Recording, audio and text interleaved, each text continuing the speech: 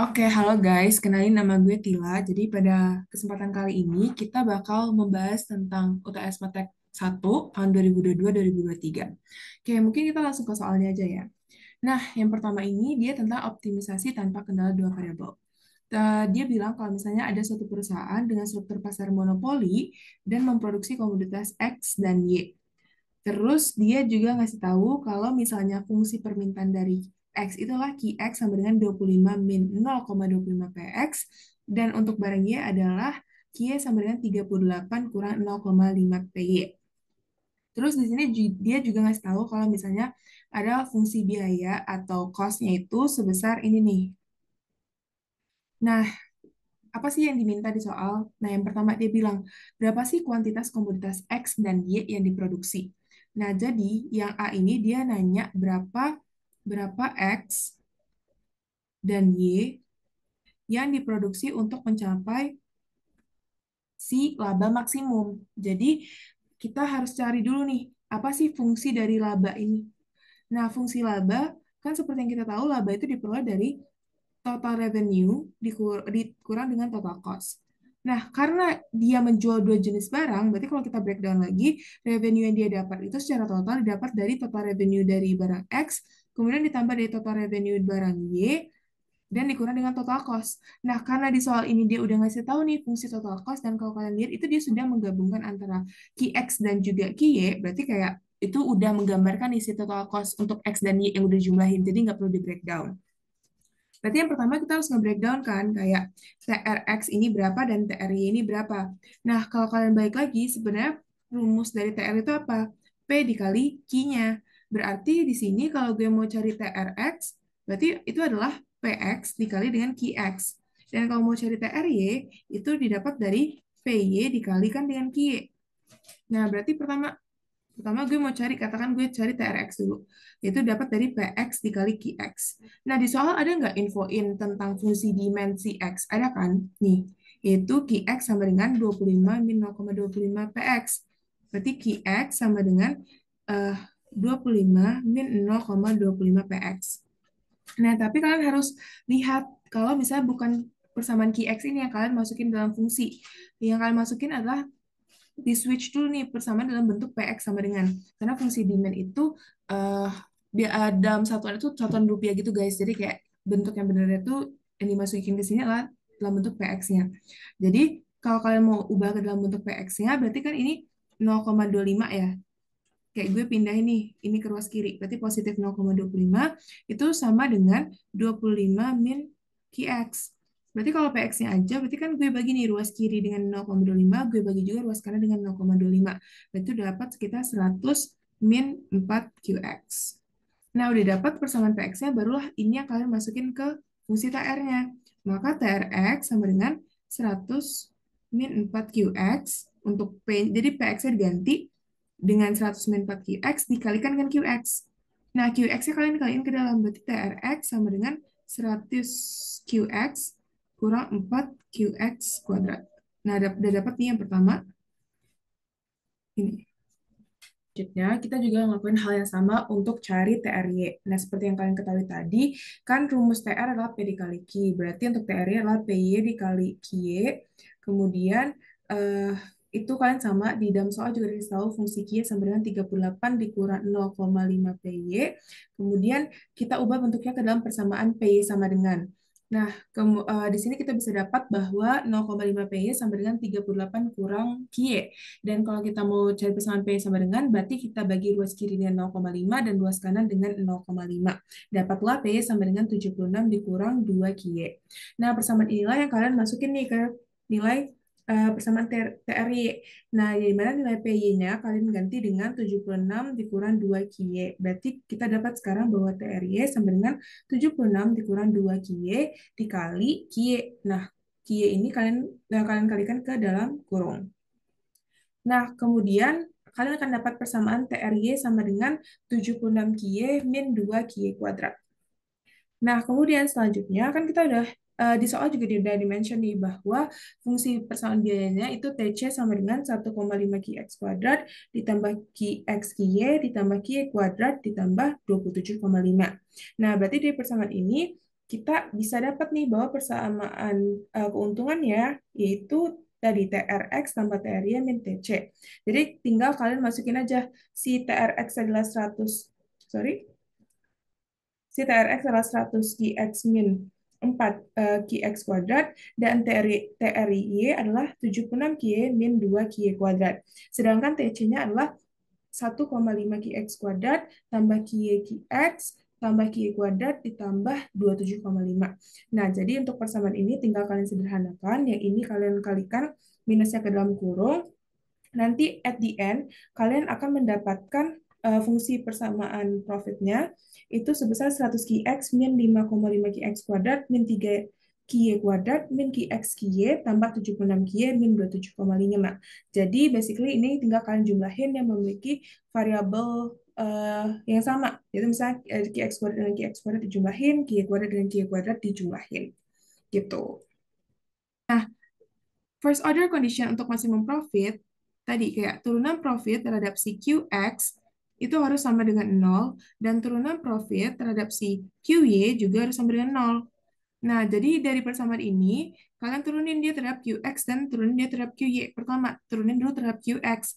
Berarti kalau gue mau turunin terhadap QX, ini kan dapatnya adalah 100 min 11 QX, kemudian min QY, sama dengan 0. Terus kalau yang ini, gue dapatnya sebesar, sorry ini harusnya bukan Q ya soalnya. Ini ya, sama dengan 0. Ini dapatnya gue sebesar turunan profit terhadap QY itu min 6 QY min QX tambah 76 sama dengan 0. Nah, ini kan kalian punya dua persamaan nih, persamaan 1 sama persamaan 2. Terus apa yang kalian lakukan adalah kalian pakai substitusi atau eliminasi. Nah, kalau pada kali ini gue akan pakai eliminasi. Tujuan gue adalah gue mau nge-eliminasi si QY. Nah, di sini kan min 1 QY, sedangkan sini min 6 QY. Kalau gue mau eliminasi harus disamain kan. Nah, berarti yang di atas gue kaliin 6 dan di bawah gue tetap kali 1. Nah, berarti ini dapatnya 600 min 66 QX min 6 QY sama dengan 0. Terus yang ini kalau gue tetap kali 1, gue formasinya ngikutin yang atas ya. Berarti kayak ini yang nggak ada QX dulu tuh 76. Terus ada QX satunya tuh min QX. Kemudian yang ada QY jadi min 6 QY. Kemudian 0. Terus gue bisa eliminasi. Ini habis-habis. Terus ini 600 dikurang 76 itu adalah 54 sebesar, sorry, 600 dikurang 76 itu dapatnya 524 eh, min 65 QX sama dengan 0. Berarti ini 524 sama dengan 65 QX. Maka gue akan dapat QX sebesar 8,06. Nah, ini adalah QX yang memaksimumkan profit. Kemudian next-nya adalah kita cari Q-nya berapa. Nah, kalau kalian mau cari Q-nya berapa, kalian tinggal masukin either ke persamaan yang ini atau ke persamaan yang ini. Nah, katakan gue mau masukin dia ke persamaan yang kedua. Berarti ini kan min 6 QY kurang ganti QX-nya sama 8,06. 8,06 tambah 76 sama dengan 0. Berarti di sini kan sebesar, wait, oke, berarti di sini 76 dikurang 76 kurang 8,06, 67,94 sama dengan 6 QY. Gue pindahin QY ke kanan, maka QY-nya adalah 67 kurang 0,94 per 6. QY-nya sebesar bagi 6, yaitu sebesar 11,32. Nah, ini adalah QY yang memaksimumkan keuntungan gue.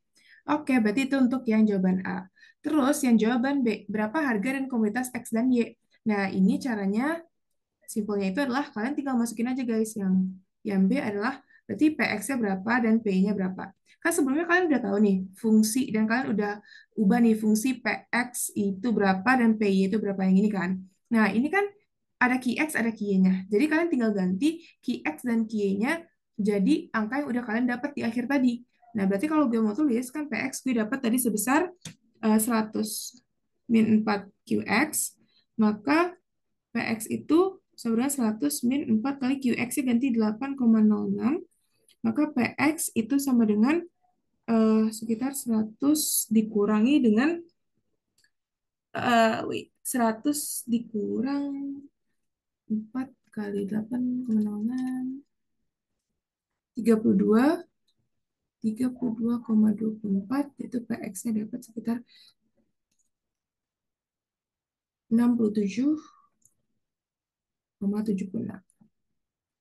Sedangkan untuk PY-nya, kalian masukin juga. PY kan sama dengan tadi dapat fungsinya 76 kurang 2QY, maka PY itu sama dengan 76 min 2 kali 11,32, PY sama dengan 76 min 22,64, maka PY itu dapat sekitar, oke, nah, 76 kurang 22,64, 53,36.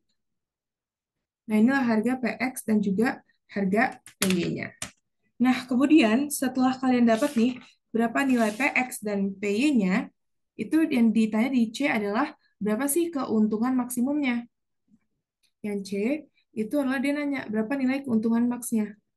Nah, simpelnya kalau kalian mau cari keuntungan maksnya berapa, itu kalian tinggal masukin aja nilai QX yang memaksimumkan, QX star dan QY star ke dalam fungsi profit kalian.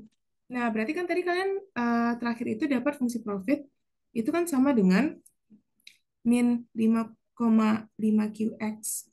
Sorry.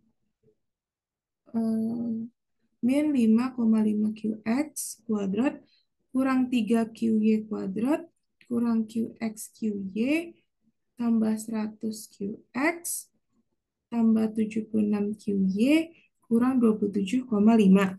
Nah, ini kalian masukin ke dalam nilai QX dan QY-nya kalian masukin ke dalam persamaan ini. Berarti kan tadi kan QX-nya adalah 8,06 dan QY-nya 11,32. Jadi tinggal diganti aja.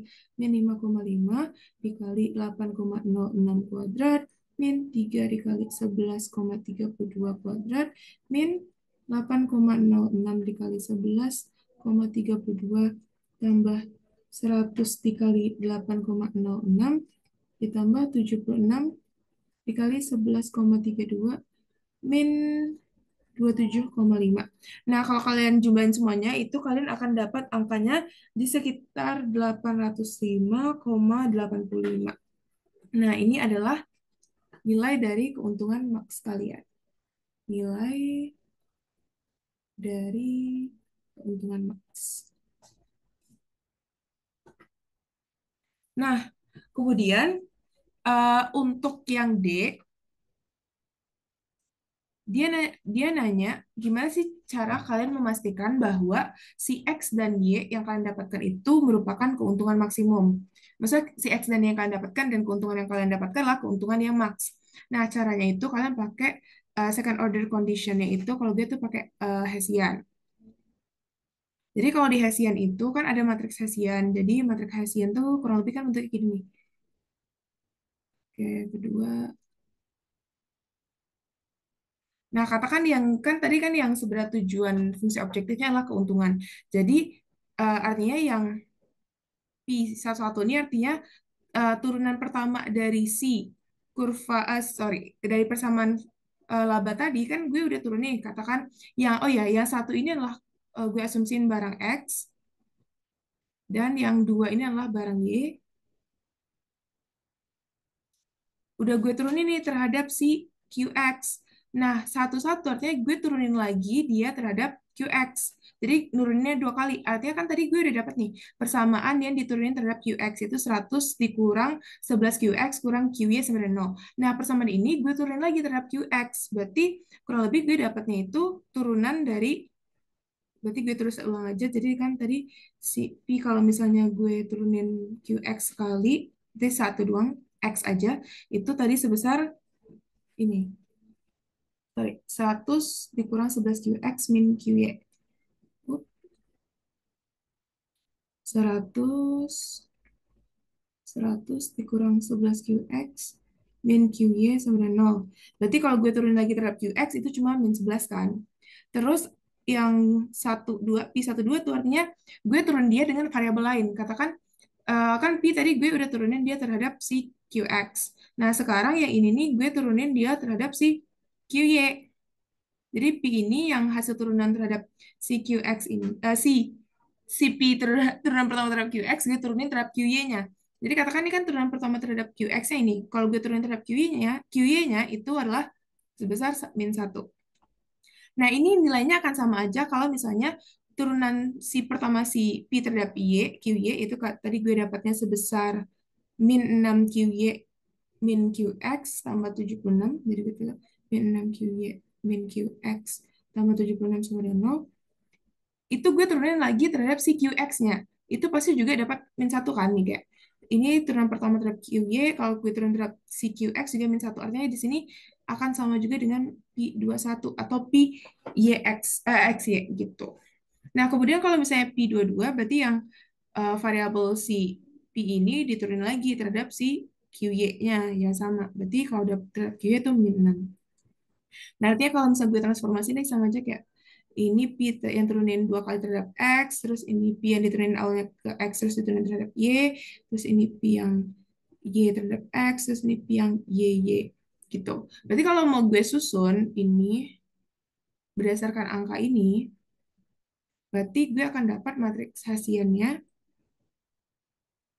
itu sebesar -11, -1, -1, dan -6.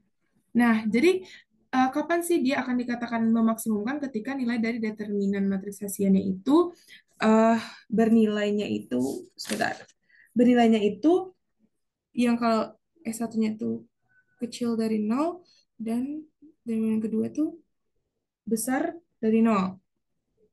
Kalau memenuhi hal ini, dia akan maksimum.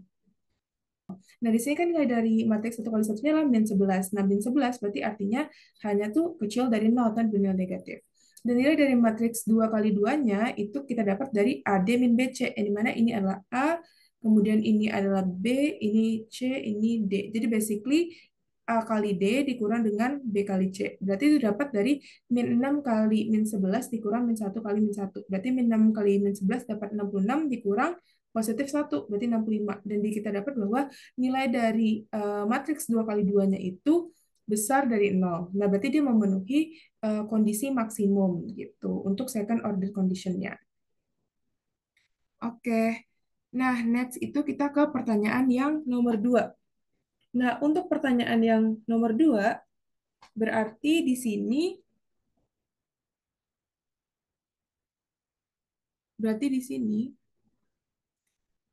kita pakai optimisasi dengan kendala persamaan. Jadi beda pertanyaan nomor 1 dan nomor 2 adalah kalau kalian lihat yang di sini nggak ada kendalanya. Artinya dia nggak ada subject to fungsi apa gitu. Jadi kayak makanya kita kalau second order conditionnya kita pakai Hessian yang biasa. Tapi kalau misalnya ada kendala, itu ntar misalnya nih kayak yang di soal poin C, itu kita membuktinya tuh pakai border Hessian. Nah, mungkin kita langsung ke soalnya aja. Nah, optimalisasi dengan kendala persamaan. Yang pertama dia bilang kalau misalnya pemerintah sedang berusaha peningkatan produksi batu bara, di mana bahan baku batu bara itu dilambangkan dengan Q1 dan Q2. Terus ada fungsi implisitnya kayak gini nih. Terus dia bilang kalau dia memiliki fungsi kendala atau ada kendala produksi sebesar 2Q2 itu sama dengan Q1. Kemudian dia bilang bahwa agar tujuan pemerintah tercapai, maka harus ada nih pertanyaan harus dipenuhi. Yang pertama itu tulis dulu fungsi Lagrange-nya. Nah, fungsi Lagrange itu kan sebenarnya dilambangin dengan L gini, itu adalah fungsi utamanya, tujuannya, terus ditambah dengan ini adalah simbol multiplier-nya, terus eh, dikali dengan konstanta kiri min dari fungsi G deh, Gx. Maksudnya gimana Kak yang ini? Nah, ini kan fungsi constraint-nya yang mana? Mungkin kita tentuin dulu. Ini kan adalah fungsi tujuan. Yang ini nih, tujuannya adalah kita ingin menghasilkan output paling banyak. Sedangkan kita punya constraint yang ini. Ini adalah fungsi constraint. Nah, yang dimasukkan ke dalam fungsi Lagrange yang untuk constraint itu bukan yang 2 sama dengan Q1, tapi yang udah di switch posisinya. Kan dia ini berarti kan fungsinya adalah kayak fx sama dengan c. Nah, berarti yang dimasukkan ke fungsi Lagrange itu udah di fx sebelah kiri dipindahin semuanya ke ruas kanan. Jadi 0 sama dengan C min fx. Jadi kalau gue mau tulis yang ini, berarti ini tuh ntar dia dibuatnya dalam bentuk Q1 sama dikurang 2Q2. Nah, berarti tinggal kalian masukin aja guys, kayak fungsi tujuannya kan kalian udah tahu yang ini. Tinggal kalian copy aja isinya semua nih. Berarti fungsi Lagrange-nya sama dengan 200 Q1 dikurang 6Q2 kuadrat dikurang 8Q1. Ntar gue harus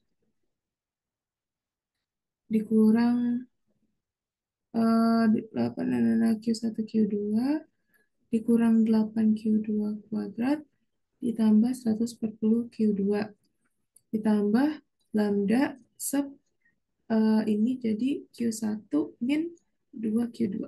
Nah, ini adalah fungsi Lagrange. Jadi intinya kayak kalau di constraint-nya itu kalian pindahin semuanya ke ruas yang kanan. Terus ininya positif.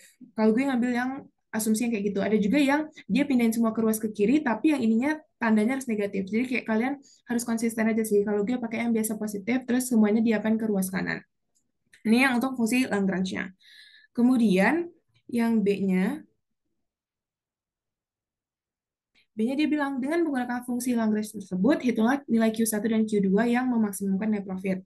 Nah, berarti kalau memaksimumkan, kalian harus balik lagi ke first order condition-nya, itu harus ketika fungsi Lagrange ketika diturunkan terhadap Q1, itu harus sama dengan 0, yang pertama. Terus fungsi Lagrange diturunkan terhadap Q2, itu juga sama dengan 0. Dan fungsi Lagrange diturunkan terhadap si multiplier atau si lambdanya, itu juga sama dengan 0. Nah, berarti kalau ini tinggal kalian turunin aja. Berarti turunin terhadap Q1 dapat berapa? 200 min 8Q2. Kemudian Q1 di sini juga kan, berarti tambah lambda sama dengan 0. Kemudian di sini nih, kalian juga turunin terhadap Q2, yaitu min 6Q2, kemudian kurang 8Q1, min, sorry, kalau diturunin berarti 12 ya, sorry. Ini berarti 12. Min 12 Q2, kemudian min 8Q1, min 16Q2, kemudian tambah 14, 140, kurang nolnya, 140, kemudian min 2 lambda sama dengan 0. Nah, ini kan ada 2Q2 nih guys. Nah, mungkin kalian akan kayak bingung gitu kenapa Q2-nya itu Q2 kuadrat ada 2 kali. Jujur, kayak kemarin kata pengawasnya nggak ada kesalahan, jadi kita mengerjakan sesuai yang di soal aja gitu. Berarti di sini kita bisa jumlahin kan, berarti ini dapat min 28Q2 min 8Q1 tambah 140. Terus lambdanya pindahin ke kanan bisa, berarti ini sebenarnya 2 lambda. Berarti kalau gue mau lambda sama dengan berapa, berarti semuanya dibagi 2 kan. Berarti ini min 14 Q2 min 4Q1 tambah 70 sama dengan lambda. Oke, kemudian, oh ya, sama mungkin yang persamaan pertama juga gue mau nyamain dalam bentuk lambda sama dengan.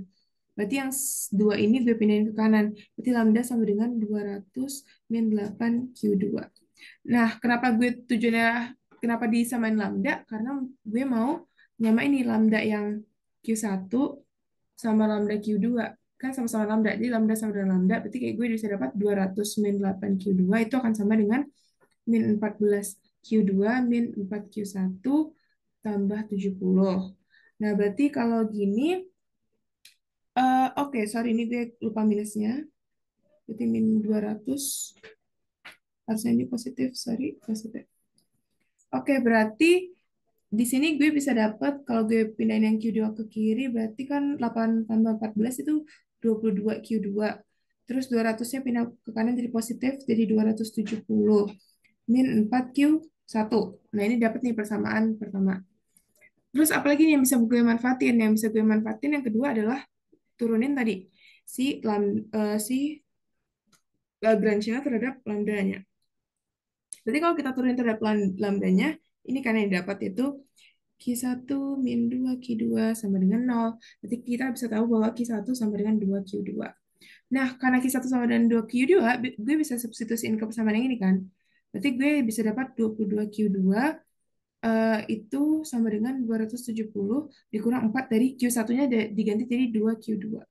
Berarti 22Q2 sama dengan 270 min 8Q2. Maka kalau gue pindahin ke kiri, min 8-nya jadi positif 8, ini jadi 30Q2 sama dengan 270. Q2 sama dengan 270 per 30. Maka Q2-nya gue dapat sebesar 9. Nah, kemudian cari Q1-nya gimana, Kak? Ya, tinggal kalian masukin aja. Q1 kan sama dengan 2Q2, berarti Q1 sama dengan 2 kali 9. Maka Q1 sama dengan 18. Oke, nah gitu guys. Oke, selanjutnya ini sama untuk option nomor 3, pertanyaan nomor 2 ini dia eh, nanyain gimana sih kita membuktikan bahwa Q1 dan Q2 itu memaksimumkan si keuntungan kita. Sorry, memaksimumkan output kita. Nah, di sini kita karena kita punya constraint, maka kita second order condition yang kita gunakan itu adalah border Hessian. Nah, bedanya sama Hessian biasa adalah bentuk formatnya. Kalau di border Hessian itu kita pakai 0, G1, G2, kemudian alpha 1, alpha 2, dan lain sebagainya. Nah, jadi kurang lebih G1 itu apa? G1 dan G2 itu apa? Jadi G1 dan G2 itu adalah didapat dari persamaan constraint-nya yang diturunkan terhadap Q1 dan Q2. Jadi G1 tuh kurang lebih adalah turunan fungsi konstan terhadap Q1. Nah, kan di soal dikasih tahu nih kalau konstannya 2Q2 sama dengan Q1. Nah, Q1-nya tuh kalian pindahin ke ruas kiri. Kemudian kalian tinggal turunin Q2 terhadap fungsi konstannya terhadap Q1 dapat -1 dan turunin fungsi konstannya terhadap Q2 dapat 2. Nah, berarti nilai G1 adalah -1 dan nilai G2 adalah 2. Nah, kalau misalnya yang uh, alpha, apa, Lagrange L-nya itu satu-satu, artinya fungsi Lagrange-nya itu kan tadi udah diturunin yang terhadap Q1. Kalau L11 berarti dia diturunin lagi. Pertama udah diturunin terhadap Q1, kemudian turunan ini diturunin lagi terhadap Q1. Jadi dua kali penurunannya. Jadi kan di sini kita tadi udah dapat nih fungsi turunan terhadap Q1-nya sama dengan 200 min Q2 tambah lambda. Jadi L11 artinya fungsi yang ini diturunin lagi terhadap Q1. Nah, karena dia nggak ada Q1, maka turunannya 0.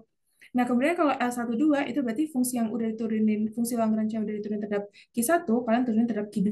Jadi sebesar -8. Nah, basically nilai L12 dan L21 tuh sama aja. Karena kalau kalian lihat nih, kan tadi kita udah dapat nih fungsi Lagrange yang diturunkan terhadap Q2 itu sebesar ini. Dan kalau kalian mau turunin terhadap Q1, nilainya juga -8. Jadi nilainya sama. Kemudian, kalau L22 berarti fungsi Lagrange diturunkan terhadap Q2, diturunkan lagi terhadap Q2. Berarti kan tadi kita dapat turunan pertamanya ini. Berarti kalau kita turunkan lagi terhadap Q2, nilainya berapa? Ini kan -28. Nah, berarti kalau kalian mau susun nih, gimana sih matriks border Hessian-nya? Berarti tinggal kalian cocokin. Berarti 0, kemudian ini G1-nya -1, dan G2-nya positif 2. Terus L11-nya 0, kemudian L12 dan L21-nya -8, dan L22-nya -28. Nah, kemudian gimana Kak cara ngehitung nilainya? Jadi, dan gimana sih syarat dia maksimum? Nah, syarat maksimum untuk matriks border Hessian itu adalah nilai dari matriks border H1-nya itu adalah matriks 2 kali 2. Jadi nggak kayak Hessian biasa. Kalau misalnya Hessian biasa kan apa matriks yang H1-nya itu matriks 1 kali 1. Tapi kalau di border Hessian itu dimulai dari 2 kali 2 itu nilainya harus kecil dari 0. Dan kalau misalnya untuk matriks berhasil yang H2, yaitu untuk matriks 3 kali 3 itu nilainya tuh harus besar dari 0. Nah, tinggal kalian hitung. Pertama kita cari dulu nih yang H1-nya. Berarti kalian pakai yang matriks 2 kali 2-nya, berarti yang ini. Itu matriks 0, -1, -1, 0. Berarti ini dapat hasilnya adalah 0 kali 0, sekaliin silang. 0 kali 0 yaitu 0 dikurang -1 kali -1. Berarti 0 kurang 1 sama dengan -1. Berarti H1-nya itu untuk border Hessian itu kecil dari 0. Berarti terpenuhi yang ini. Terus untuk yang H2-nya itu didapat dari matriks 3 kali 3-nya. Nah, itu caranya adalah kalian pilih satu baris atau satu deret sebagai acuan. Nah, contohnya nih, gue pakai ini deret ini sebagai acuan ya. Nah, deret angka-angka ini akan menjadi patokan pengkalinya. Jadi mana ketentuannya adalah ini positif, ini negatif, ini positif. Karena ketentuannya selalu gitu. Jadi positif, negatif, positif. Terus ini negatif, ini positif. Terus negatif, positif. Terus ini negatif, ini positif. Jadi terserah kalian mau pakai baris atau deret yang mana. Tapi jangan lupa untuk apa ya satuan pengkalinya itu kayak itu apakah dia bernilai positif atau negatif. Nah, karena gue pakai baris yang ini, berarti ini kan nolnya positif, berarti nol dikalikan submatriksnya. Submatriksnya itu didapat dari caranya kalian kayak tutupin gitu guys. Kan ini nol. Nol ini sebaris sama ini dan ini. Berarti submatriksnya itu adalah yang ini. Sorry, yang ini. Akan dipakai nol min 8 min 8 min 28. Nah, begitu juga dengan si min satu. Nah, min satu kan sebaris sama ini dan ini. Berarti yang menjadi submatriksnya itu adalah yang ini dan yang ini, yaitu min satu 2 min 8 min 28. Begitu juga dengan 2.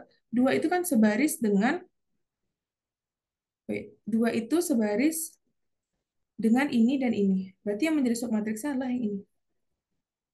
Min satu 2 0 min 8. Nah, kemudian yang harus kalian jadi perhatian lagi adalah ini, yang tanda positif negatifnya. Berarti kan 0 tadi positif. Oke. Nah, kalau min satu kan pasangan negatif. Jadi dikurang min satu dikali. Sedangkan 2 pasangan positif, jadi tidak positif. Gitu. Nah, cara tinggal, ya udah kalian, oh ya, aku saranin pilihlah baris yang paling banyak, apa ya, angka nolnya. Karena nolnya sebagai pengkalinya. Kalau misalnya ini nol dikali bla bla bla, berarti hasilnya nol kan. Berarti kayak kita bisa langsung mengeliminasi aja hasil ini. Nah, kemudian ini kan min satu dikali negatif dikali negatif satu. Berarti itu hasilnya positif kan nanti. Jadi ini positif. Terus tinggal kalian kalikan di dalam matriksnya, yaitu kalian tadi AD didapat dari AD min BC. Jadi mana ini A, ini B, ini C, ini D. Berarti dapat dari min 28 dikali min satu dikurang min 8 kali 2. Kemudian ditambah 2 dikali submatriks, yaitu min 8 kali min satu dikurang nol, kurang 2. Nah, sorry, 0 kali 2. Nah, berarti di sini kita bisa dapat bahwa min 28 kali min satu itu positif 28. Dikurang min 8 kali 2, min 8 kali 2 itu sebesar negatif 16. Nah, sorry, harusnya ini positif. Ini kan berarti positif, uh, 28 tambah 16. Sorry, berarti harusnya 28 ditambah 16 itu sebesar 44. Nah, kemudian yang ini itu 2 dikali min 8 kali min satu itu 8. Dikurang 0 kali 2, 0. Berarti 2 kali 8, 16. Berarti 44 tambah 16 dapat sekitar 60. Nah, berarti nilai nilai dari H2-nya itu, untuk body Hessiannya adalah 60. Yang dimana itu besar dari 0. Nah, karena dia H1-nya kecil dari 0 dan H2-nya besar dari 0, maka dia memenuhi syarat maksimum gitu. Maka ini membuktikan bahwa dia maksimum gitu, guys. Ini. Oke, kita lanjut ke soal nomor 3. Soal nomor 3, dia bilang ini tentang optimalisasi dengan kendala pertidaksamaan. Nah, gue buat yang di sini. Dia bilang kalau misalnya ada fungsi utilitas yaitu 4x1 tambah x2. Kemudian dia kasih tahu kalau bisa harga apel itu atau si x1-nya 4 dan harga x2-nya itu 1. Nah, kemudian dia bilang kalau misalnya uang yang dia miliki itu sebesar 100 dolar max. Terus dia juga bilang bahwa jumlah apel merah atau X1 dan X2-nya itu nggak boleh melebihi 50. Berarti sebenarnya kan yang A nih, tuliskan problem maksimisasi utilitas konsumen dengan dua kendala pertidaksamaan yang dihadapi oleh konsumen. Berarti kalian, ini kan soal cerita. Nah, kalau soal cerita itu kalian jabarin rumus apa ya, persamaan matematikanya. Nah, berarti kan di sini pertama persamaan yang kalian ketahui adalah persamaan utilitas. Utilitasnya itu X1 dan X2, X2 itu dipengaruhi oleh 4x1 ditambah x2-nya.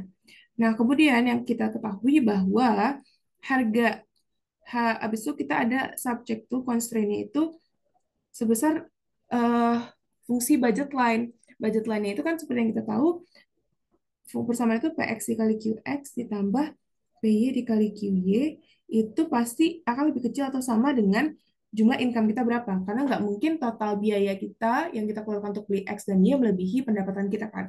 Maka dia kecil sama dengan.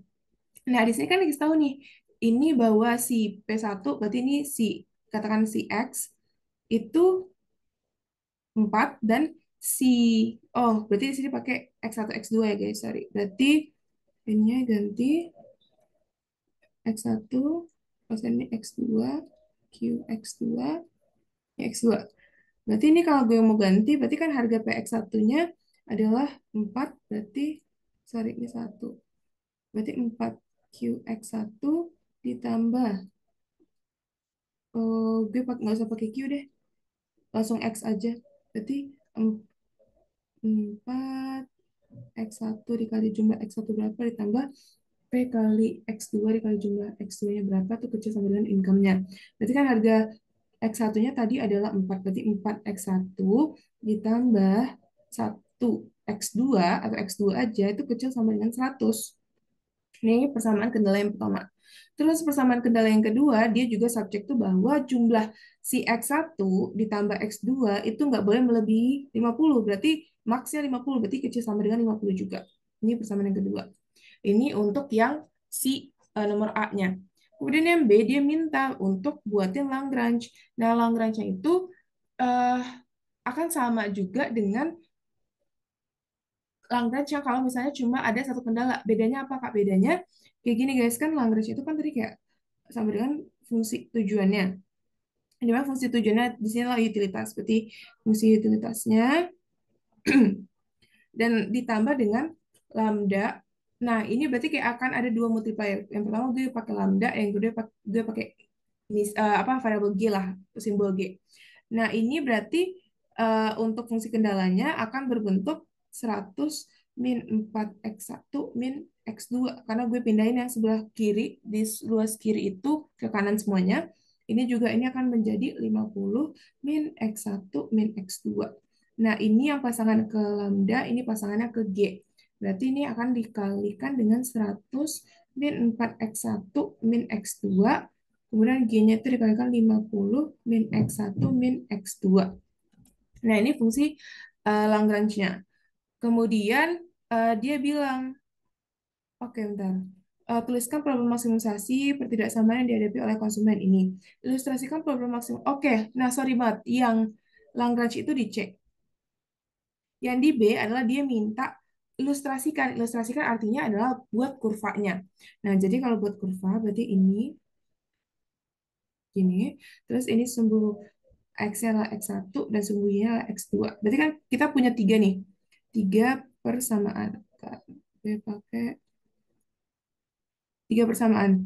Satu ini, dua ini, tiga ini. Dan juga pasti nilai X1 dan X2 itu besar atau sama dengan nol. Jadi kayak nggak mungkin negatif. Nah, pertama yang mungkin kita gambarin adalah si fungsi budget line-nya. Budget line-nya dulu guys, yang si ini. Jadi yang pertama itu adalah 4x1 tambah x2 itu kecil sama dengan 100. Saran gue buat jadi kayak persamaan biasa aja. Berarti kan kita harus tentuin nih titik potong terhadap x1-nya berapa. Nah, kalau di titik potong terhadap sumbu x1 berarti ini nilai x2-nya itu sama dengan 0. Nah, berarti kalau misalnya sama dengan 0 berarti 4 kali x1 ditambah x2 ganti 0 tambah 0 sama dengan 100. Berarti 4 x1 sama dengan 100. Maka x1 sama dengan 25. Berarti katakan 25 di sini. 25. Kemudian untuk titik potong terhadap sumbu x2, maka nilai x1 pada saat ini nilai x1-nya sama dengan 0. Maka ganti x1 sama dengan 0 berarti 4 kali 0 tambah x2 itu sama dengan 100. Maka x2-nya pasti 100. 100 katakan di sini. Oke, di sini. Nah, karena dia kecil sama dengan, pasti itu wilayahnya tuh wilayah yang sebelah kiri ini, guys. Nah, oke, itu yang pertama. Kemudian, fungsi yang kedua, gue kasih warna merah.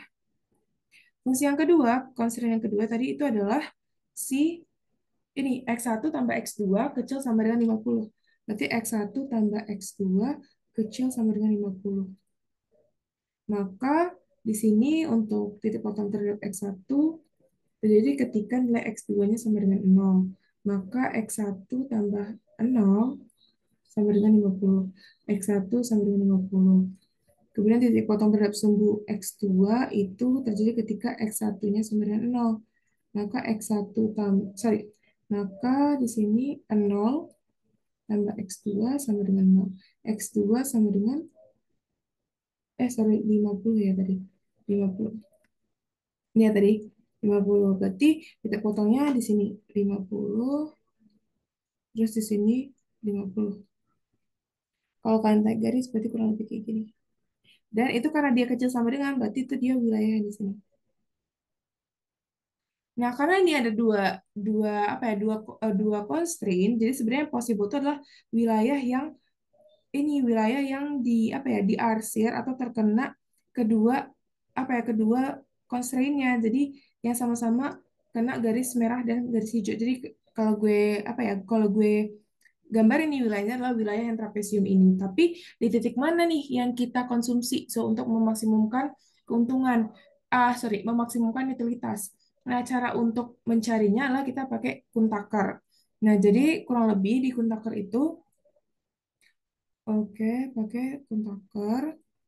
Ya, nah itu akan berlanjut ke yang D. Tuliskan KT. KT itu Kuntaker Condition dari problem maksimisasi utilitas konsumen. Jadi yang D itu Kuntaker Conditionnya. Condition. Jadi sebenarnya Kuntaker Condition ini kayak ada beberapa asumsi gitu guys. Jadi asumsi yang pertama kan kalau misalnya nih nilai X1-nya itu sama dengan 0, maka turunan dari si Lagrange, Lagrange-nya terhadap turunan Lagrange terhadap X1 itu harus besar dari 0. Terus tapi kalau misalnya X1-nya itu besar dari 0, maka turunan dari Lagrange terhadap X1-nya itu sama dengan 0. Jadi kayak dua asumsi yang berbolak-balik yang harus dipenuhi gitu juga dengan kasusnya kalau X2. Berarti kalau X2 ketika dia sama dengan 0, maka turunan Lagrange yang terhadap X2 itu harus besar dari 0. Tapi kalau X2-nya besar dari 0, maka asumsinya yang harus dipenuhi itu turunan Lagrange terhadap X2 itu sama dengan 0 gitu kurang lebih. Dan begitu juga dengan si multipliernya, yaitu multipliernya di sini kan di Lagrange itu adalah lambda dan G. Berarti ketika nilai lambda itu sama dengan 0, maka turunan Lagrange terhadap lambda harus besar dari 0. Dan atau ketika lambda itu besar dari 0, maka turunan Lagrange terhadap lambda itu harus sama dengan 0. Jadi kayak kalau dia besar, nilainya besar, maka turunannya sama dengan 0 gitu. Kurang lebih berarti kalau G-nya itu sama dengan 0, maka turunan Lagrange terhadap G itu, aduh, sorry banget tulisan gue, besar dari 0. Besar dari 0, maka turunan terhadap G sama dengan 0. Gitu. Nah, Kak, gimana cara nentuinnya? Nah, jujur cara nentuinnya itu coba-coba gitu sih guys. Kayak kan coba-coba semua kondisi yang kayak dua ini berpasangan tuh harus terpenuhi gitu. Nah, kalau dari gue, sarannya tuh lebih ke, kan kalian udah punya nih fungsi Lagrange-nya. Bisa kayak kita copy lagi itu. Oh, kita belum menjabarkan sih. Oke, gue buat lagi fungsi Lagrange-nya. Berarti pertama, itu kan fungsi tujuannya, itu utilitas. Utilitasnya adalah 4x1 tambah x2. Lagrange-nya adalah 4x1 tambah x2 ditambah lambda. Terus di sininya itu 100 min 4x1 x2. Sorry, 100 100 min 4x1 x kurang x2 ditambah G 50 min x1 min x2. Nah, ini kan fungsi Lagrange-nya. Nah, kayak kalau konsep utilitas maksimum itu pasti kayak kembali lagi kayak sesuatu yang mau dimaksimumkan turunan pertama itu harus sama dengan 0. Maka kalian turunin nih semuanya Lagrange diturunin terhadap x1, terus lihat lagi Lagrange diturunin terhadap x2, terus dilihat juga Lagrange diturunin terhadap lambda dan Lagrange diturunin terhadap G. Nah, Lagrange diturunin terhadap X1. Itu dapat 4X1, kemudian dikurang 4 lambda, kemudian dikurang G, sama dengan 0.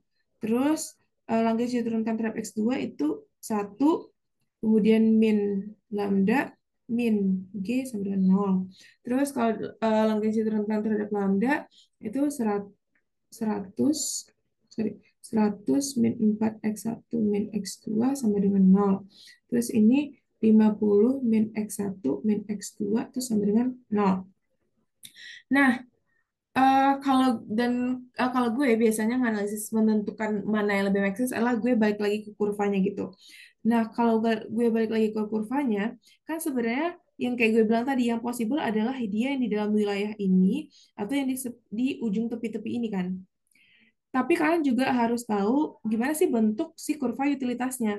Nah, kalau misalnya dilihat lagi, persamaan utilitasnya adalah si ini 4 sorry, nih 4x1 tambah x2. Ya, di mana itu sebenarnya mirip fungsi apa formnya itu mirip dengan si persamaan budget line kalian. Artinya tuh pasti dia kemiringannya tuh akan sama dengan kemiringan budget line kalian. Jadi kalau misalnya kalian mau gambarin nih, gimana sih bentuk si kurva sorry, IC atau kurva utilitas kalian, kurang lebih dia akan kayak gini guys. Wait, dia pakai ini akan kayak gini. Oops, sorry. Jadi dia kemiringannya sama nih kayak budget line kalian. Jadi kayak gini, gini, gini. Or dia berdempet dengan si kurva budget line kalian. Nah, yang gue logikain adalah kan IC semakin ke kanan semakin tinggi. Yang dimana kita cari IC yang paling tinggi. Yang mana IC yang ini kan, yang IC yang berdempetan dengan budget line kalian. Tapi nggak mungkin di wilayah ini. Karena wilayah ini itu nggak apa ya, nggak termasuk ke wilayah yang trapesium ini atau nggak kemasuk ke wilayah yang garis trapesium. Yang masuk ke wilayah garis trapesium adalah garis yang ini ke bawah kan, yang ini. Kalau gue tandain apa ya warna biru deh, yang garis yang ini. Jadi yang gue tangkap di sini dari grafik ini adalah gue menangkap ini bahwa nilai possibility-nya adalah X1 dan X2-nya itu besar dari nol. Nah, ini yang gue coba apa ya? Gue coba tes-tes ke kuntakernya. Berarti gue makainya yang ini, yang X1-nya besar dari nol dan X2-nya besar dari nol. Sorry, bukan ini. X1-nya besar dari nol dan X2-nya besar dari nol. Dimana kalau X1-nya besar dari nol dan X2-nya besar dari nol, turunan pertama mereka tuh sama dengan nol. Berarti ini gue bisa pakai kan yang sama dengan nol. Nah, ini kalau gue breakdown lagi, ini kan sebenarnya G itu sama dengan 4x1 min 4 lambda. Dan di sini G sama dengan min 1 tambah lambda. Nah, kalau gue mau samain G sama dengan G, maka 4x1 min 4 lambda itu sama dengan min 1 tambah lambda. Nah, di sini, sorry, kenapa ini ada x1? Aduh, gue baru nih. Harusnya 4 doang ya, kan diturunin terhadap terhadap x1. Yang ini 4x1 turunan terhadap x1 itu cuma 4. Nah, berarti ini, oke, salah, ini cuma 4. Oke, 4. 4 dikurang, ini juga harusnya 4 dikurang 4 lambda sama dengan min 1 tambah lambda. Berarti di sini gue bisa lihat bahwa oke, nggak ada yang salah kan? Nah, 5 karena 4 terus min satunya pindah ke kiri, berarti 4 tambah 1 sama dengan positif 4 lambda tambah lambda, berarti 5 lambda. Maka lambda sama dengan 1. Terus karena lambda yang sama dengan 1, gue bisa cari nih G-nya. G sama dengan min 1 tambah 1. Berarti G sama dengan 0. Maka di sini gue dapat bahwa si kalau lambda itu 1. Berarti lambda pakai ini. Lambda besar dari 0. Dan G itu sama dengan 0. Berarti G pakai yang ini. Nah, karena gue udah dapet yang itu, gue bisa breakdown selanjutnya ke yang bagian lambda dan G. Nah, berarti kan kalau misalnya lambdanya itu 1, berarti dia besar dari 0. Berarti turunannya itu akan sama dengan 0. Berarti gue bisa pakai eh ininya sama dengan 0. Berarti ini bisa terpenuhi. Berarti ini kalau gue mau sederhanain, berarti kayak sama dengan 100 min 4x1 itu sama dengan x2 gitu lah ya. Nah, kemudian karena si G-nya itu sama dengan 0, berarti turunannya itu harus besar dari 0. Berarti ini gue nggak bisa pakai sama dengan 0, tapi pakai yang besar dari 0. Nah, berarti di sini gue bisa lihat kalau 50 min X1 itu lebih besar nih dibandingkan X2. Atau gue bisa lihat bahwa X2 X2 itu lebih kecil dibandingkan 50 min X1. Oke, kemudian kemudian setelah itu apa yang bisa gue otak-atik di sini? Oke, di sini yang bisa gue otak-atik adalah X2-nya gue ganti nih dengan 100 min 4 X1. Berarti di sini 100 min 4x1 kecil dari 50 min x1. Berarti 100 dikurang 50 itu lebih kecil daripada min x1 tambah 4x1. Maka di sini 50 itu lebih kecil dibandingkan 3x1. Berarti gue bisa tahu kalau 50 per 3 itu lebih kecil pada x1. 50 per 3 tuh kalau nggak salah tuh 16,67. Itu kecil dari x1. Atau x1 tuh nilainya besar dari 16,67. Jadi X1 yang memaksimumkan keuntungan itu adalah X1 yang nilainya besar daripada 16,67. Kemudian X2-nya berapa? Nah, X2-nya berarti ini bisa kita akalin. Berarti 100 min 4x1 sama dengan X2. Berarti kalau gue mau akalin tuh 100 dikurang X2 itu kan sama dengan 4x1 ya. Terus berarti kalau gue mau bagi semuanya itu dengan 4, berarti ini 25 min 0,25 X2 itu sama dengan X1. Nah, berarti ini kan sebenarnya gue bisa gantikan X1 di sini. Jadi 25 min 0,25 X2 itu besar daripada 16,67. Nah, berarti kalau gue mau ubah posisi, berarti 25 kurang 16,67 itu besar daripada 0,25 atau gue buatlah seperempat. Seperempat X2. Nah, kalau dicari, ntar 25 dikurang 16,67 8,33. 8,33 itu lebih besar daripada 1 X2, atau kalau dikaliin ini jadi gue pindahin ke rows kiri berarti 8,33 dikali 4 itu lebih besar daripada X2, berarti kali 4 33,33,32 itu lebih besar daripada X2, atau X2 berarti lebih kecil nih dibandingkan 33,32.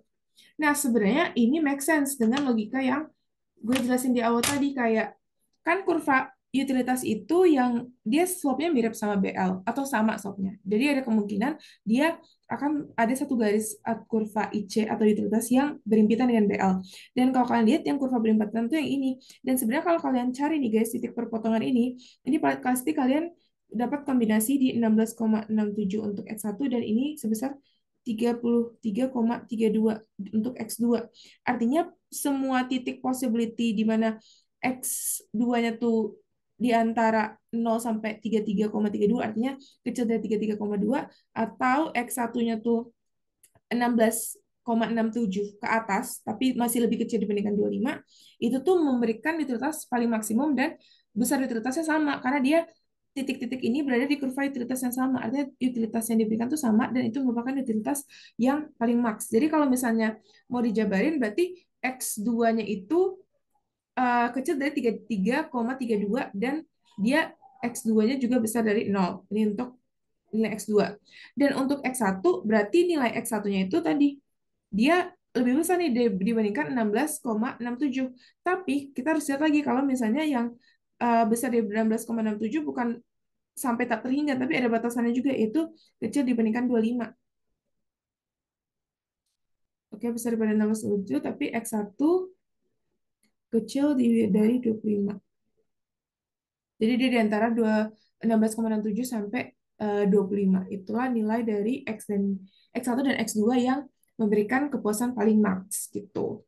Oke, kemudian udah terus. Nah, itu sih berarti yang D-nya Kuntaka condition. Kuntaka conditionnya itu berarti yang ininya guys. Oh, oke, berarti sebenarnya kalau Kuntaka condition itu kan gue itu sebenarnya kayak gue langsung gabungin ya dengan penulisan penurunannya. Tapi kayak kalau kontakar condition itu kayak kalian nentuin dulu kayak X1, X2, X3, sorry kok X3, lambda dan G-nya. Dimana tadi kan gue asumsiin X1-nya besar dari 0, X2 besar dari 0, dan lambdanya itu berdasarkan karena X1 dan X2-nya besar dari 0, gue akan langsung dapat hint kalau lambdanya sama dengan 1. Berarti gue langsung asumsi kalau lambdanya besar dari 0 dan gue dapat hint G-nya sama dengan 0. Nah, dari sinilah baru kalian pakai otak-atik yang kayak gue di sini, guys. Jadi kayak ini sebenarnya bisa dipindahin ke sini. Kayak kalau misalnya satu kalian besar daripada nol, berarti kayak turunan turunan lambda terhadap X satu kalian akan sama dengan nol. Nah, sebenarnya kalian kayak nulis lagi di sini sih. Nah, kayak kalian kalau turunannya kan 4 kurang 4 lambda min G sama dengan nol. Berarti kayak kalian akan dapat hint persamaan G-nya berapa gitu. Itu sih untuk Kuntakar condition kayak kalian lebih state jelas aja kayak apakah X1 besar dari nol, X2 besar dari nol, lambda besar dari nol, atau G besar dari nol. Kayak bisa pakai kalian dipisahin kayak gini atau mungkin kayak kalian awalnya jabarin kayak gue kayak gini, kayak ada beberapa Kuntakar condition, terus kalian lingkarin yang menurut kalian dari kasus ini Kuntakar condition yang kalian gunakan yang mana gitu. Gitu sih dari gue. Oke, kemudian, nah berarti udah dapet nih. Kemudian berapa utilitas maksimum bagi konsumen? Hmm, oke. Berapa utilitas maksimumnya? Berarti kalau di sini gue bisa aja kan mengambil satu titik nih. Di titik ini yang dimana gue pakai yang limitnya deh. Gue pakai utilitasnya 16,67 dan sorry, bukan utilitas tapi X1-nya 16,67 dan X2-nya sebesar 33,32. Berarti kalau gue masukin ke rumus utilitas, berarti yang ini yang option D, sorry, option E. Oops. Option E ke utilitas berarti kan dia 4 X1 tambah X2. X1-nya itu adalah sebesar tadi 16,67, 4 kali 16,67 ditambah 33,333.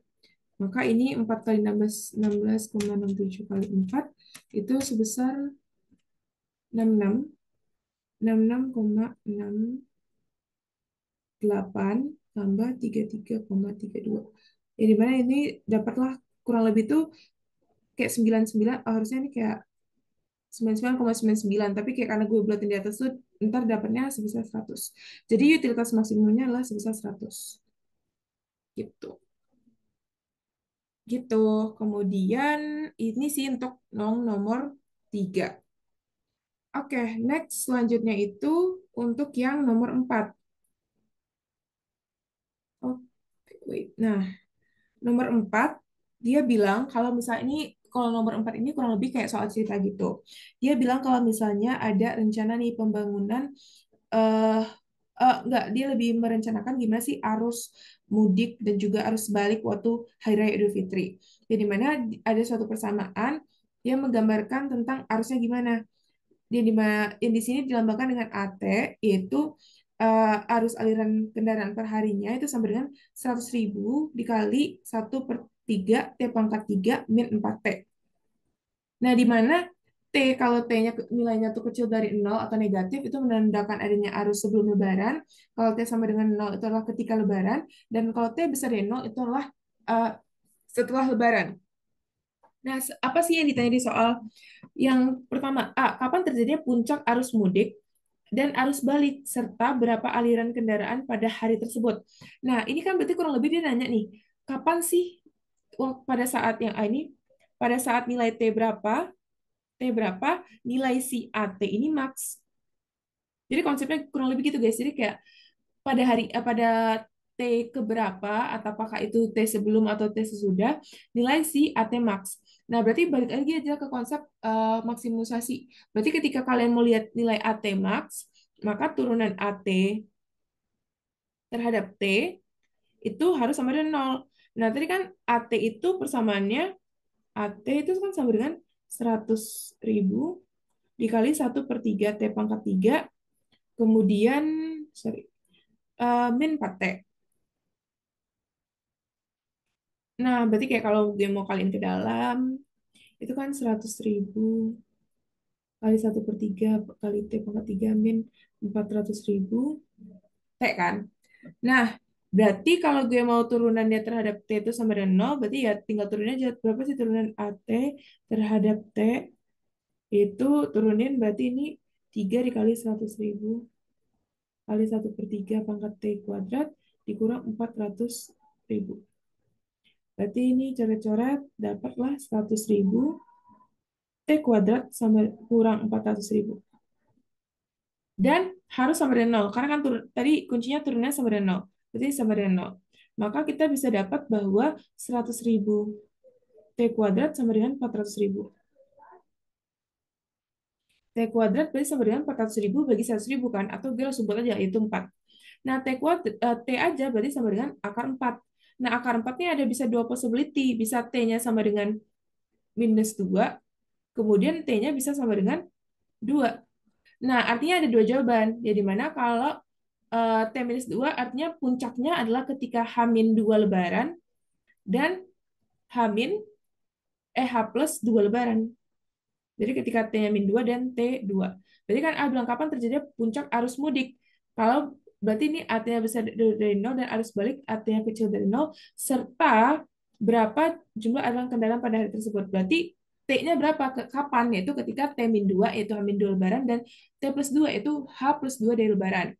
Nah, kemudian dia nanya, berapa sih jumlah kendaraannya? Nah, tinggal kalian masukin aja si T ini ke dalam persamaan AT-nya. Berarti kalau misalnya dia nanya jumlah kendaraannya, berarti yang untuk ketika T sama dengan 2, jumlah kendaraannya berarti A2 sama dengan 100.000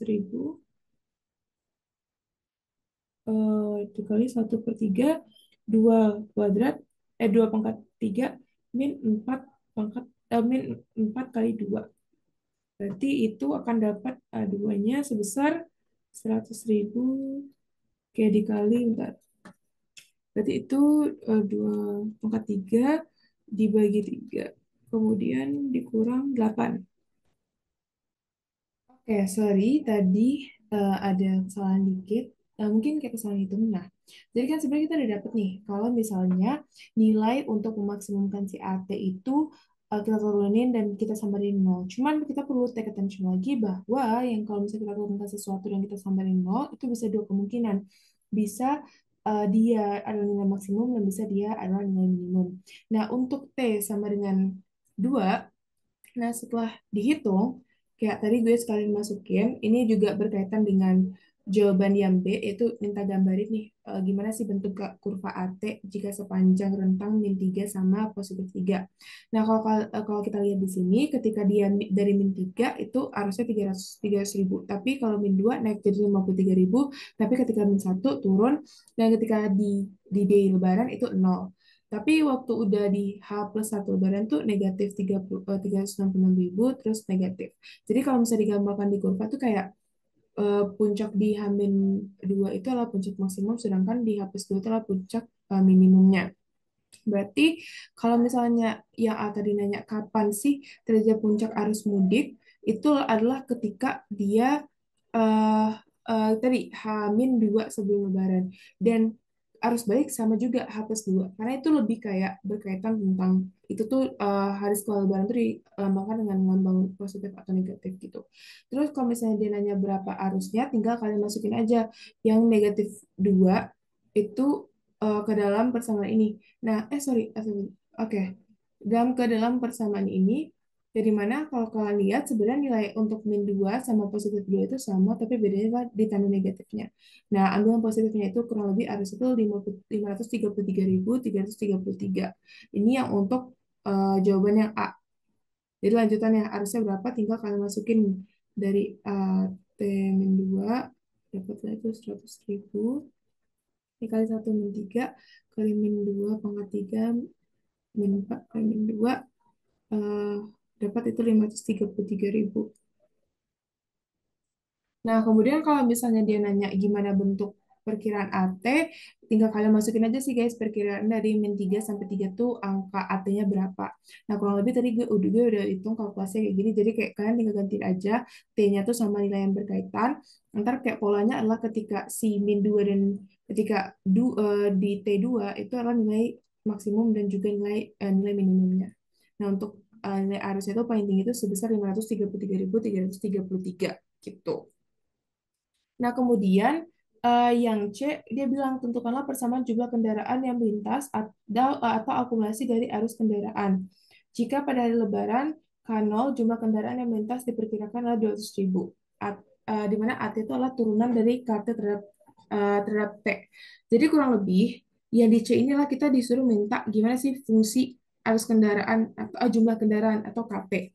Di mana KT ini sendiri kan tadi AT itu didapat dari fungsi KT, kalian turunin terhadap eh, T. Nah, berarti kalau misalnya mau cari KT berapa, berarti itu pakai Lagrange-nya kan. Sorry, bukan Lagrange. Pakai integral. Integral dari AT dt. Nah, kalau integral sendiri, berarti kalau misalnya AT sama dengan, di sini AT, sorry tadi 100.000 dikali 1/3 T. 100.000 dikali 1/3 T pangkat 3 min 4T.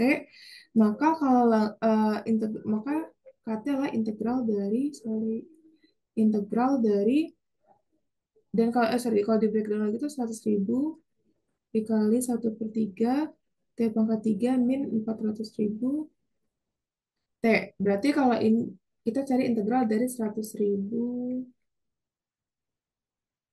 kali 1/3 T pangkat 3 min 400.000 T dt. Nah, berarti ini kita dapat integralnya itu, caranya adalah kalau untuk integral adalah, kan berarti kan kalau untuk integral itu T-nya itu pasti plus satu kan, T plus satu. Nah, ini berarti T pangkat 4 dan ini T pangkat 2. Nah, caranya adalah pastinya T ini nantinya akan pangkat 4 ini nantinya akan dikalikan ke depan. Berarti di sini kalian bisa buat jadi, kalau misalnya itu 100.000 dikali 1/X dikali 4, jadi mana ntar 1/X kali 4 tuh harus hasilnya harus jadi 1/3. Jadi mana di sini eh 1/X kali 4 itu sama dengan 1/3. Berarti gue bisa bilang kalau 4 kali 3 itu sama dengan X. Berarti 12 sama dengan X.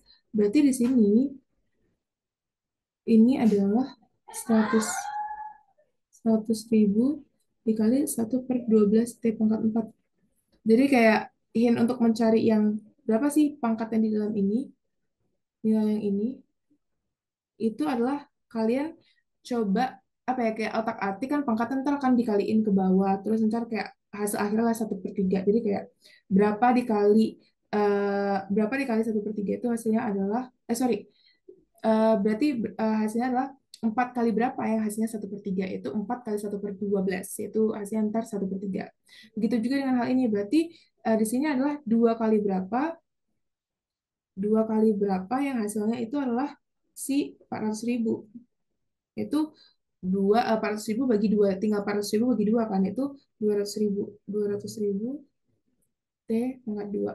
Nah, kalau kalian mau make sure lagi, turun aja kayak 4 dikali 100.000 dikali 1/2, itu pasti hasilnya adalah 100.000 kali 1/3 T pangkat 3.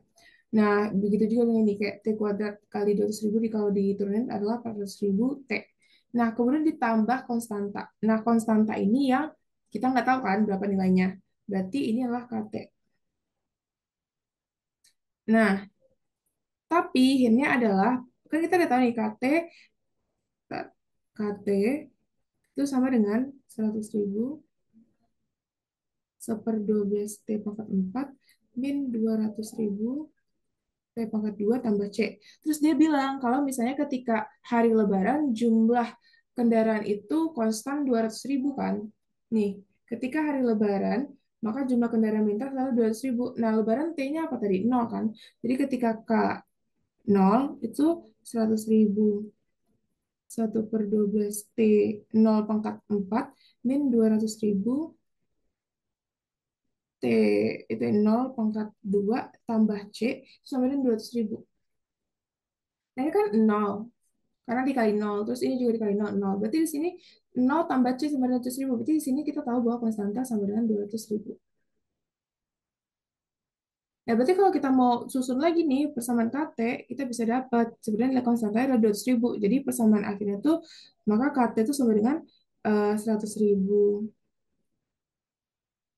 dikali setengah. Oke, sorry, maksudnya 100.000 kali setengah, 1/12 T pangkat 4 min 200.000 T kuadrat tambah 200.000. Inilah fungsi dari KT-nya. Nah, kemudian Yang terakhir, dia minta jika pemerintah menetapkan libur Lebaran dan cuti bersama meliputi 3 hari sebelum Lebaran dan 3 hari setelah Lebaran, hitunglah jumlah total kendaraan yang melintas selama periode tersebut. Jadi selama arus Lebaran tersebut. Nah, berarti ini caranya sebenarnya sama kayak cara yang ini, guys. Jadi cara yang D adalah, kan kalian udah dapet nih fungsi KT-nya. Tinggal kalian cari untuk periode dari min 3 sampai periode 3. Jadi ketika T sama dengan min 3, maka nilai KT ke min 3 itu sama dengan 100.000 dikali 1/12 kali K-nya min 3 pangkat 4 dikurang 200.000 T-nya min 3 pangkat 2 ditambah 200.000. Dapatlah hasilnya berapa gitu. Jadi kayak kalian jabarin semua, jadi T min 3, T min 2, T min 1, T min 0, T 0, terus T 1, T 2, T 3. Kalian lakukan hal yang sama, terus kalian nanti at the end jumlahin. Oke, coba gue breakdown bentar ya.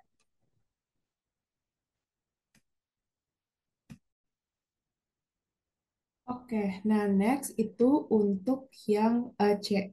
Nah, untuk yang C tadi, kan kita ketahui, sorry, untuk yang D. Nah, yang mana kita tadi carinya adalah berapa sih akumulasi jumlah kendaraan yang melintas dari periode -3 atau itu H-3 sebelum Lebaran dan H+3 setelah Lebaran. Nah, caranya seperti yang gue bilang tadi, kalian tinggal masukin aja periodenya itu, T-nya, nilai T-nya berapa ke dalam persamaan KT. Terus kalian bakal dapat lah nih nilai berapa sih jumlah kendaraannya. Nah, mungkin kalian akan bingung kenapa ada yang bernilai negatif dan ada yang bernilai negatif, ada yang positif. Tapi sebenarnya kalau lebih untuk apa ya, periode yang sama, jangka periode yang sama dari hari Lebaran, misalnya kayak H+2 dan H-3 tuh angkanya sama, tapi ada yang negatif dan ada yang positif. Itu lebih ke karena dia menunjukkan dia itu arus balik atau arus mudik gitu. Jadi soalnya kalau secara logika nggak mungkin jumlah kendaraan negatif kan. Jadi kayak untuk penjumlahannya itu dimutlakin aja, jadi kayak tetap dihitung angka yang positifnya. Ntar kalian akan dapat bahwa jumlah kendaraan total, akumulasi total dari H-3 sampai H+3 itu sebesar 2.999.998 kendaraan gitu. Mungkin untuk pembahasan dari soal UTS Mapeknya segitu aja dari gue. Kalau misalnya ada yang mau ditanyain atau mungkin akan ada revisi jawaban, gue akan update di Drive. Mungkin ntar akan diminta submit link Drive untuk catatan dan cocok juga. Dan feel free juga kalau misalnya kalian mau nanya-nanya atau kalau misalnya ada yang salah gitu dalam perhitungan. Tapi mungkin segitu aja deh gue. Thank you banget udah nonton.